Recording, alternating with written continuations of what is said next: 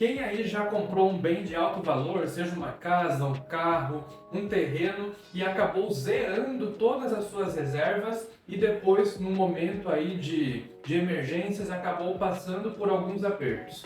Bom, meu nome é Gleidson e eu já fiz isso. Então, esse é mais um vídeo aqui da série Burradas Financeiras, na qual eu vou contar para vocês a minha história sobre quando eu comprei um terreno financiado, eu zerei todos os meus investimentos, todas as minhas reservas e depois eu acabei passando aí por alguns momentos de emergências que foi um pouco aí no sufoco, por eu não ter a minha reserva de emergência. Eu utilizei a minha reserva de emergência para comprar um bem e depois eu fiquei sem ela. Se você quer saber mais um pouquinho dessa história e saber como não cair nessa burrada, continue aqui comigo nesse vídeo. Bom, eu me casei muito cedo com a minha esposa, eu tinha 19 anos, ela também era bem mais nova, e eu já juntava dinheiro naquela época. Porém, eu juntava sem uma finalidade. Sempre que sobrava o dinheiro todos os meses, eu guardava ali na poupança, eu não tinha noção de investimentos, onde eu podia deixar o meu dinheiro investido para que eu pudesse ter uma rentabilidade, eu nunca nem tinha ouvido falar sobre isso. Então eu deixava o dinheiro ali realmente na poupança. E nós nos casamos, moramos um tempo ali com os meus pais, depois nós nos mudamos de cidade, fomos morar de aluguel, e eu entendi ali que nós precisávamos nos organizar, nos planejar para comprar nossa casa ou para construir nossa casa, para que nós não ficássemos ali por muito tempo morando de aluguel. Só que eu não conversava sobre isso com a minha esposa. Então todo o dinheiro ali que eu estava investindo, que eu estava guardando, teoricamente, na minha mente era para isso, era para a compra da nossa casa futura. E eu pesquisava bastante onde que eram os melhores lugares para financiar, com valores mais acessíveis, parcelamentos e tudo mais. Porém, como eu já mencionei aqui em outros vídeos anteriores, nós não tínhamos um planejamento financeiro naquela época. Nós nem tínhamos muito conhecimento sobre isso. Eu só registrava o quanto que a gente estava ganhando, as nossas despesas, depois que pagava eu registrava e era só isso. E eu guardava o dinheiro que sobrava e beleza, a gente vivia assim. Porém, chegava alguns momentos que a minha esposa queria sair para algum local, queria ir para algum cinema, ou queria comprar alguma coisa fora ali do que estava previsto no nosso orçamento. E eu falava para ela, bom, vamos deixar para o próximo mês, né? Porque esse mês a gente já fez, então esse mês não tem mais dinheiro. Ela sempre me falava, bom, mas tem aquele dinheiro que está lá no banco. Na mente dela, aquele dinheiro a gente poderia utilizar a qualquer momento. Só que para mim, aquele dinheiro era para a compra da nossa casa no futuro. Cada um pensava algo em sua mente, a gente não conversava sobre isso. Então, por isso acabava surgindo algumas brigas, alguns desentendimentos entre nós. Até que chegou um período que saiu um loteamento numa cidade vizinha que nós morávamos em Atibaia na época, e saiu um lançamento de um loteamento na cidade de Bragança Paulista, na qual tinha uma entrada facilitada, uma entrada de 10%, se eu não me engano, do valor do terreno, e o resto financiado totalmente com a loteadora por 10 anos. Então eu falei, olha, aí é uma oportunidade. Quero comprar esse terreno, porque em vez de eu guardar o valor todos os meses que eu coloco lá no banco, nós vamos ter um boleto para pagar. E dessa maneira, tendo boleto para pagar, não vai ter como a minha esposa falar, olha, tem o dinheiro que está no banco. Então, na minha mente, eu pensei dessa maneira. Nós conversamos em casa, ela foi um pouco resistente, ela não queria comprar, mas depois acabou querendo, mudando de opinião. E nós fomos fazer a visita lá no local de compra e venda e acabamos comprando. Então, com isso, eu zerei toda a minha reserva que eu tinha ali depositada no banco, zerei total para dar de entrada naquele terreno e nos próximos meses nós começaríamos a pagar as parcelas. Porém, naquele momento, eu não tinha um salário tão relativamente bom, eu tinha um salário relativamente baixo. E a minha esposa também, ela tinha um salário relativamente baixo, que dava para nós pagarmos as nossas despesas de casa, tudo mais, ter algum lazer, mas bem simples, e conseguia juntar, guardar o que sobrava. Mas agora nós teríamos uma parcela bem mais alta no nosso orçamento. Então aí que já começou um dos problemas. Por quê?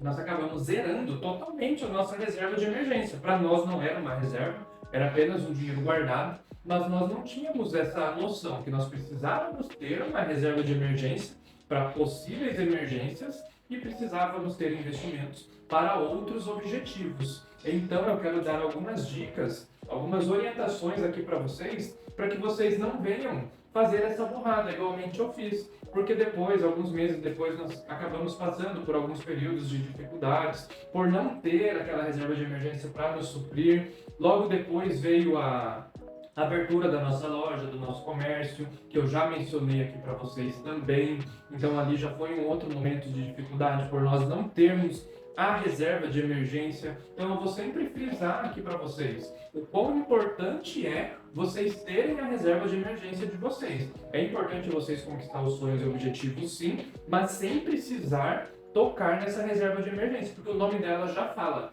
é para possíveis, é para posteriores emergências. Então vamos lá, para os 5 passos para vocês não caírem nessa burrada.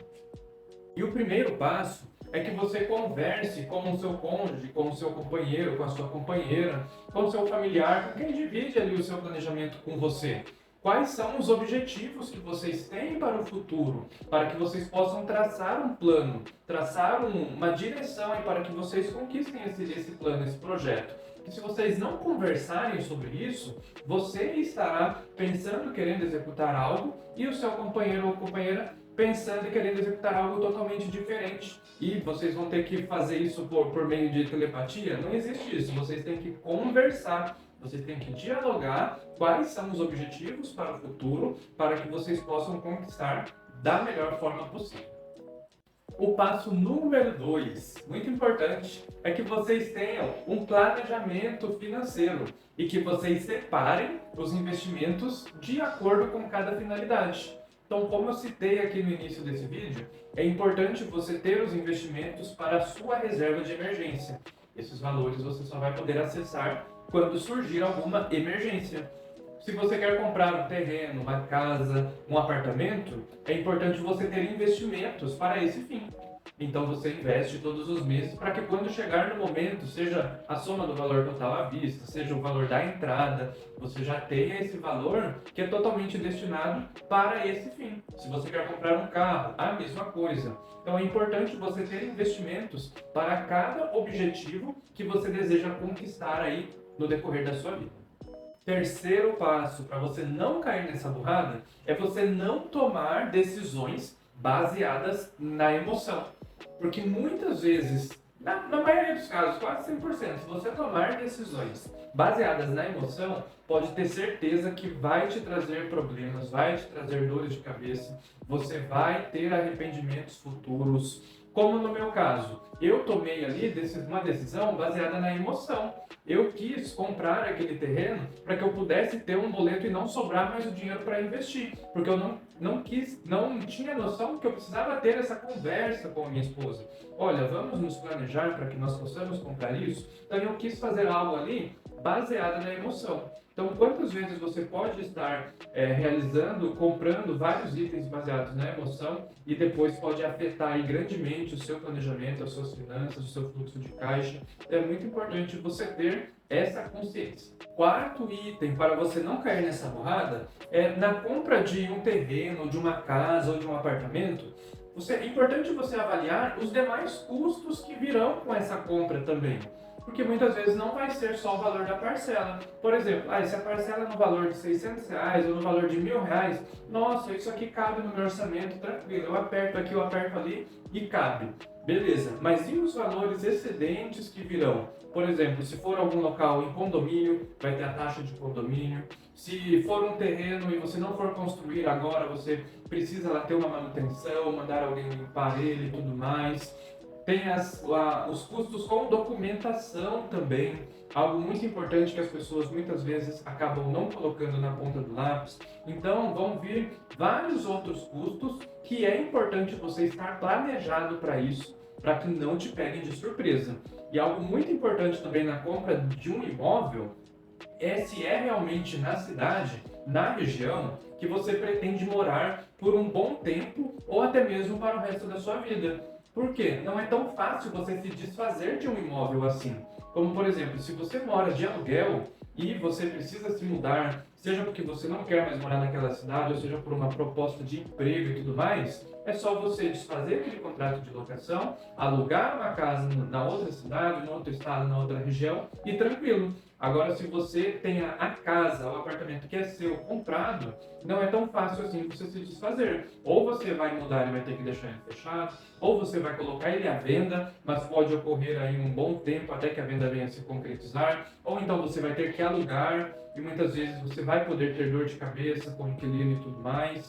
Então é importante você analisar se realmente é a cidade, a região que você pretende morar por um longo tempo ou até mesmo para o resto da sua vida. E o quinto passo para você não cair nessa burrada é você analisar o contrato de compra de financiamento e, se preciso, busque orientação de pessoas com mais experiências ou até mesmo de profissionais, porque eu compartilho mais uma vez o que aconteceu comigo. No contrato de financiamento ali do meu terreno, quando nós compramos, a parcela era acessível e tinha ali cláusulas de correção durante os anos, porém eu não tinha entendimento, eu não tinha noção sobre isso. E o corretor me falou que ia subir, nossa, pouca coisa, cada ano, 10, 20 reais, ele falou que era algo ilusório. E não foi isso que aconteceu. O índice de reajuste ele foi reajustando durante os anos, e hoje, como já se passou 9 anos, eu pago mais que o dobro daquela primeira parcela. Então é muito importante você analisar quais serão os índices de reajuste, quais são todas as cláusulas desse contrato, para que você não venha se prejudicar aí também com uma compra baseada na emoção e sem informações de pessoas experientes ou profissionais da área. Então, essa é mais uma da burrada financeira que eu cometi, que eu quero compartilhar aqui com vocês. Para quê? Para que vocês também venham aprender com os meus erros e não venham cometer os mesmos erros na vida de vocês. É importante nós aprendermos com o erro das outras pessoas para que nós não venhamos cometer também. Então, se você chegou até aqui é porque você gosta desse tipo de conteúdo. Então, mais uma vez, eu quero te convidar a se inscrever nesse canal, curtir esse vídeo, compartilhar com o máximo de pessoas que você conhece. Se você tem dúvidas, se você tem sugestões, pode deixar aqui nos comentários que eu vou ter o prazer em ler e te responder. Se você tem alguma burrada financeira que você já cometeu também e gostaria de compartilhar conosco para que nós possamos aprender com os seus erros, pode deixar aqui nos comentários para que nós possamos ler também. Até o próximo vídeo e tchau, tchau!